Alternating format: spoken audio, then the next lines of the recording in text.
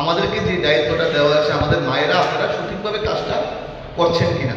আমি ধন্যবাদ জানাই এখানে যারা কম্পিটিশনে অংশগ্রহণ করেছেন। আপনারা প্রায় সবাই মানে 80% মার্ক পেয়েছেন।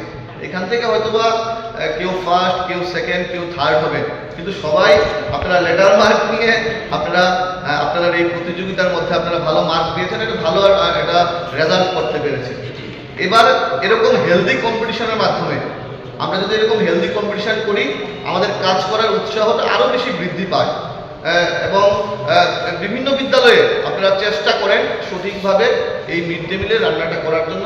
আমি চাইবো আগামী দিনেও আপনারা এরকমভাবে সুন্দরভাবে যেরকমভাবে করছেন, আগামী দিনেও সেরকমভাবে এই মিড ডে মিলের রান্নাটা করবেন। আমরা বাড়ি ঘরে আমাদের ছেলে মেয়েদেরকে যেরকমভাবে পুষ্টিকর খাওয়ার পরিবেশন করার চেষ্টা করি, আপনারা বিদ্যালয়ে করবেন, সেই আশা প্রত্যাশা থাকবে।